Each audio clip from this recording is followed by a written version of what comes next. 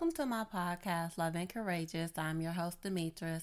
And on today's episode, I'll be speaking about the federal workers that were let go. So what I'm going to do is I'm going to go over each department of people that were fired, but also what each department does. Now, first, before these people were fired, the White House did offer a defer resignation proposal in exchange for financial incentives, like months of paid leave, to almost all federal employees who opted to leave their jobs by February the 6th.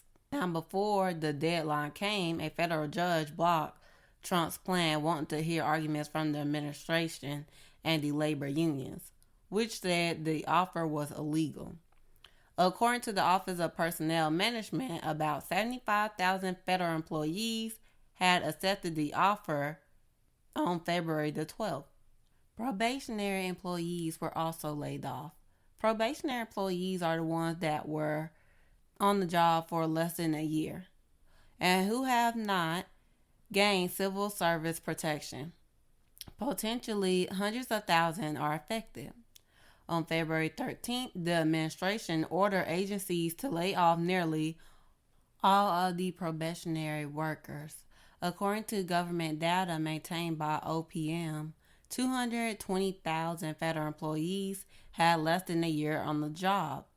So for the Department of Veteran Affairs, I'm going to go over what the department does. So the department runs programs benefiting veterans and their families.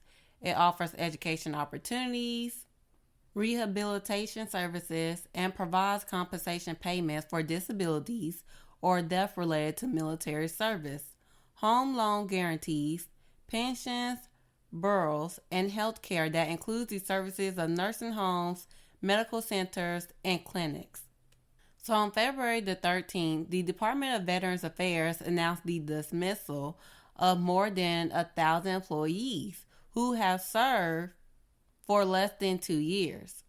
According to Senator Patty Murray, Democrat in Washington, that included researchers working on cancer treatment, opioid addiction, prosthetics, and burn pit exposure. Now, the Department of Defense provides the military forces needed to deter war and to protect the security of America. Now, the Defense Department announced that it is cutting 5,400 probationary workers starting next week and will put a hiring freeze in place. Uniformed military personnel are exempt. Pentagon officials anticipate reducing the civilian workforce by 5% to 8%. The Defense Department is the largest government agency with the Government Accountability Office, finding in 2023 that it had more than 700,000 full-time civilian workers. When it comes to the Department of Energy in America, it manages the nuclear infrastructure and administers the country's energy policy. It also funds scientific research. So for the Energy Department, hundreds of federal employees tasked with working on the nation's nuclear weapons programs were laid off on the 13th of this month, but rescinded hours later. 3 U.S. officials who spoke on condition of anonymity for fear of retaliation said as many as 350 employees at the National Nuclear Security Administration were removed, with some losing access to email before they had learned they were fired. So the Department of Health and Human Services, which I'm pretty sure a lot of people know, this protects the health of all people in America and provides essential human services. So, when it comes to diseases and vaccines and stuff like that, also doing research to find a cure and everything like that. So the Department of Health and Human Services had more than 5,000 probationary employees on the line. On February the 14th, officials with the Centers for Disease Control and Prevention were told they were losing nearly 1,300 probationary employees, about 1/10 of the agency's workforce. but the final number was closer to 700, according to two CDC officials who spoke on condition anonymity because they were not authorized to discuss the cuts. Probationary employees were fired at the public health agencies, including the National Institutes of Health, the Food and Drug Administration, and the Centers for Medicare and Medicaid Services. But the Department of Health and Human Services has not released a final number of employees that have been fired. The Department of Homeland Security is responsible for enforcing border security, managing immigration, combating terrorism, responding to natural disasters, and protecting critical infrastructure through various functions like custom inspections, intelligence analysis, law enforcement operations, and cybersecurity measures, working to prevent and mitigate threats to national security across diverse areas like airports and cyber networks. So for the Department of Homeland Security, 405 probationary employees were let go. About half of those cuts, were more than 200, came from the Federal Emergency Management Agencies. Now, those cuts were separate from the firings of the agency chief financial officer, two program analysts, and a grant specialist who was terminated on the 11th over payments to reimburse New York City for hotel costs for migrants. A little over 130 were let go at the Cybersecurity and Infrastructure Security Agency, which oversees the nation's critical infrastructure, including the federal efforts to secure election systems. Now, less than 50 employees were let go from U.S. Citizenship and Immigration Services, which process immigration-related benefits, while 10 staffs were let go from the agency's Science and Technology Directorate.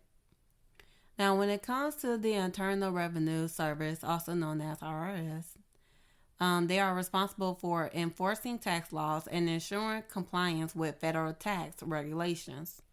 Now, the IRS will lay off thousands of probationary workers in the middle of tax season, according to two people familiar with the agency plans who were not authorized to discuss the matter publicly and spoke on condition of anonymity. It's unclear how many IRS workers will be affected when they start to let go employees. Now, the National Park Service, the administration has fired about 1,000 newly hired National Park Service employees who maintain and clean parks, educate visitors, and perform other functions, such as provide emergency medical services, protect natural and cultural resources, patrol parks to check conditions, and the type of occupation that includes the National Park Service is park rangers, law enforcement, maintenance workers, and etc. Now, the firing was not publicly announced, but was confirmed by Democratic senators and the House members. Now, the Park Service is saying that it is reinstating about 5,000 seasonal jobs that were initially abolished last month. Seasonal workers are routinely adding during the warm weather months to serve more than 325 million annual visitors who descend on the nation's 428 parks, historic sites, and other attractions. Now, the Consumer Financial Protection Bureau is an agency that protects consumers from unfair financial practices. So what they do is regulate banks, lenders, and other financial institutions, review business practices, monitors the marketplace, makes disclosures about credit cards, mortgages, and other loans clearer, provides educational materials. Now, the administration has ordered the agency that was created after the 2008 financial crisis and subprime mortgage lending scandal to stop nearly all its work effectively shutting it down. Now, when it comes to the agriculture department, this department is responsible for regulating and promoting agriculture, food safety, and natural resources. Oversees farming, ranching, regulates food quality, safety, and nutrition labeling, promotes agricultural trade and production, works to end hunger in America and internationally, protects natural resources, fosters rural communities, administers social welfare programs like food stamps and free school lunches, and etc. Now, the new Agriculture Secretary, Brooke Rollins, said on February the 14th that her agency had invited Elon Musk, Doge team with open arms, and that layoffs will be forthcoming. A spokesman for the department, which oversees the Forest Service, said Rollins support Trump's directive to eliminate inefficiencies by firing about 2,000 probationary non-firefighting employees.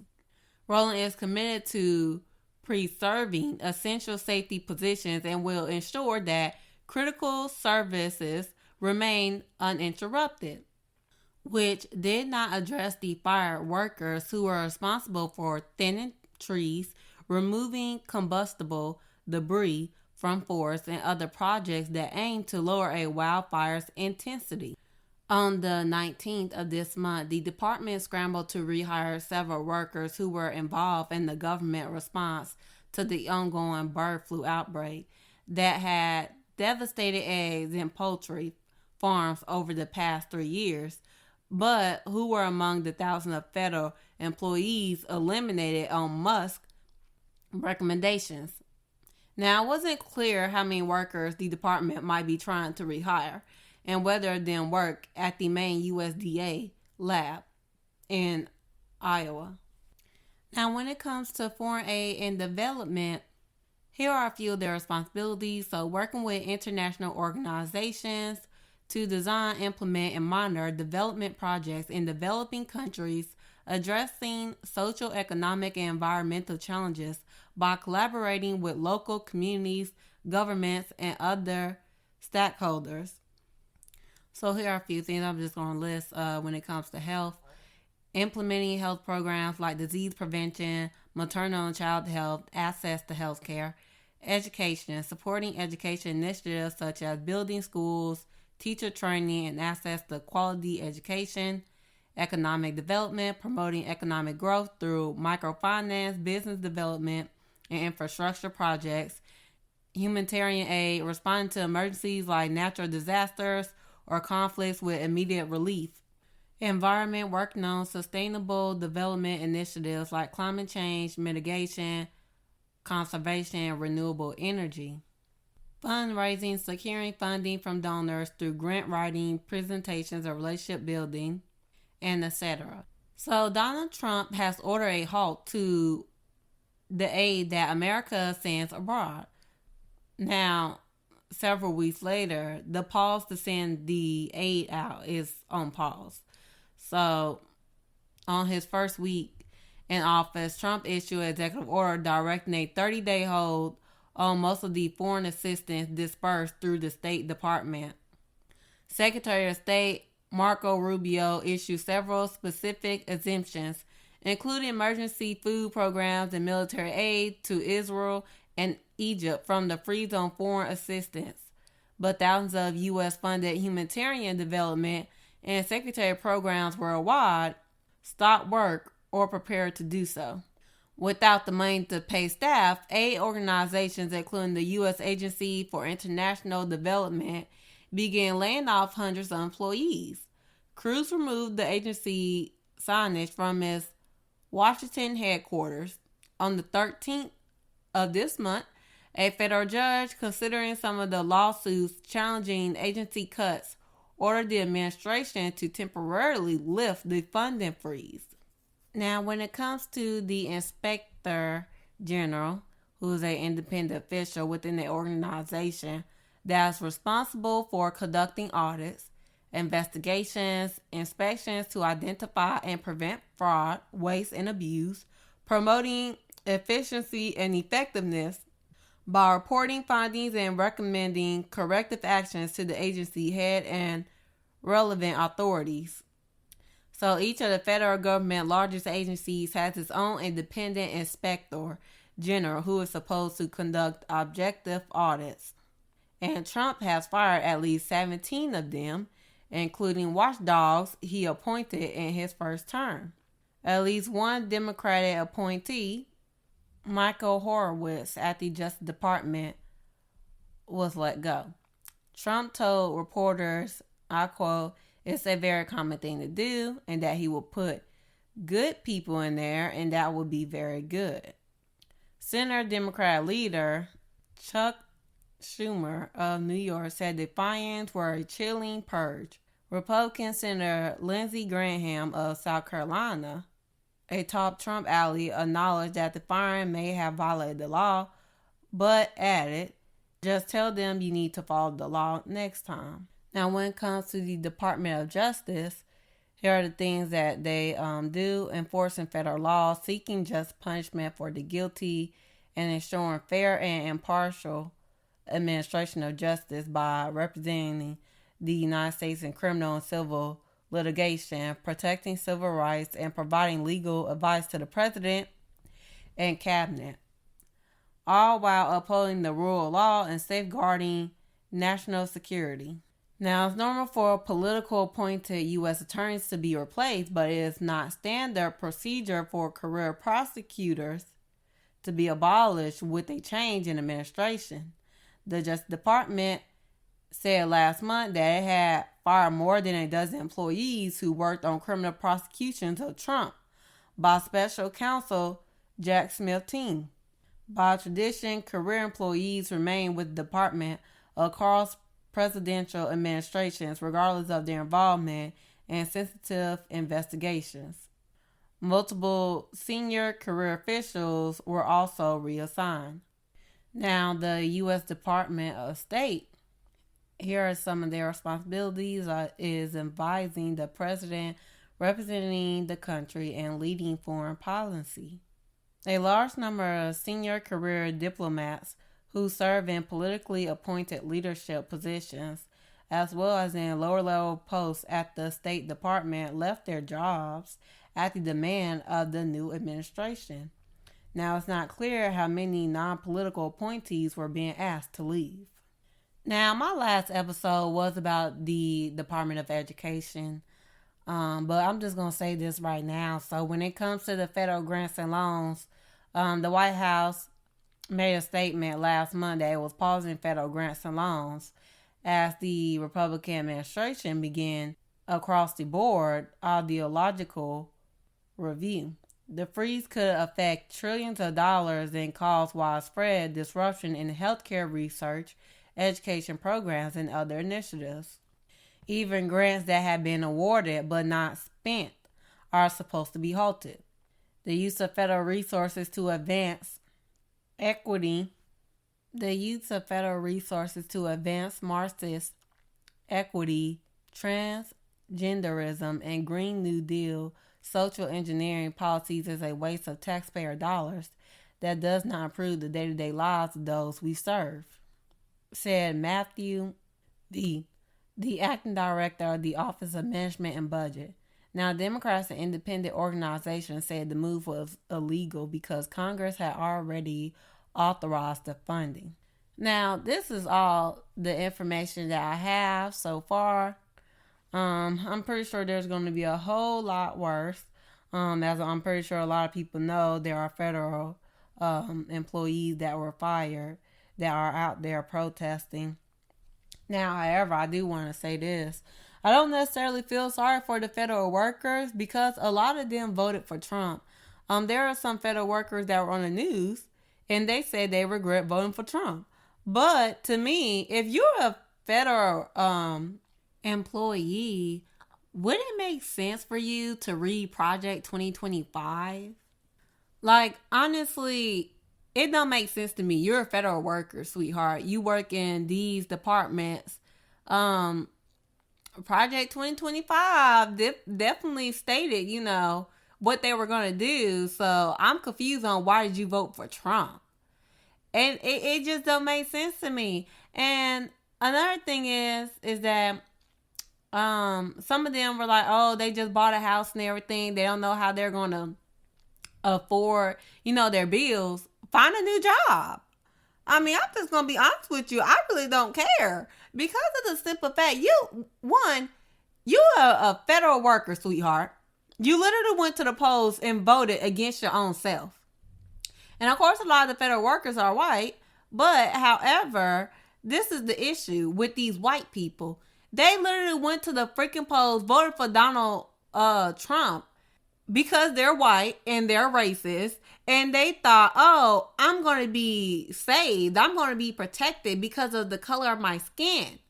Because they're so ignorant and so biased, they clearly did not think to themselves, this is going to affect me as well. And I think it's so funny because they literally went to the polls for their white privilege. And now y'all idiots are unemployed. And now they want people to feel sorry for them. Nah, who you vote for? Because a lot of them voted for Trump. And I'm like, do you not realize how dumb of a person you really gotta be to literally vote for yourself to lose your job? Or working in a department where these programs take place, what did you think is going to happen? But they didn't care. Not only that, but y'all literally voted against the children in these damn schools. Like, it's just crazy to me. Like, you gotta think about this. You a federal worker, okay? You didn't tell me you took your dingy A to the motherfucking polls and voted to literally hurt the public. Ho, don't you work for the public? You're working in all these departments to try and help the public, keep us safe and all this crap, but you literally just voted against us. And not only that, you voted against yourself. Like, you literally gotta be the most dingiest person alive. It just don't make sense to me. They want people to feel sorry for them. I don't feel sorry for them. The only people that I feel sorry for, one, their kids, because I'm pretty sure they got dang on kids. Sweetheart, you dumb as F. But they just got a reality check. They realize, oh, wait, he don't care about me and I'm white. Duh. I mean, he didn't care about y'all the first time he was in office. I mean, where's your head at? But that just shows how ignorant white people are. They literally overlook everything and just focus on the color of their skin. I'm like, y'all dumb as heck. And like I said, I don't feel sorry for them. I don't. Because one, it's y'all job to make sure, to keep everything in place and all the other freaking stuff y'all do for the freaking public. When it comes to dang on freaking veterans, which veterans, they voted for Trump too.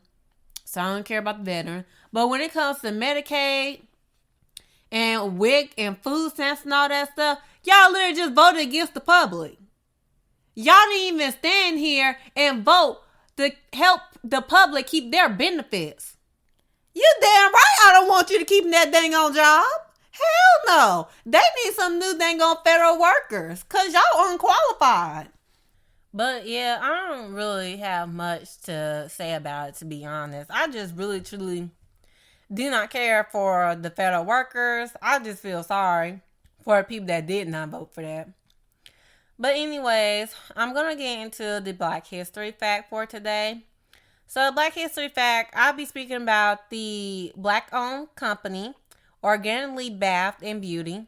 So Organically Bath and Beauty is a Black-owned business that they sell soaps, body wash, and facial care products. The company was founded back in 2016 and named Organically Bath and Beauty, a brand dedicated to providing organic beauty products that nurture and repair all phases of the body. Now, the company decided to create their own business when their daughter developed severe eczema at the age of 6.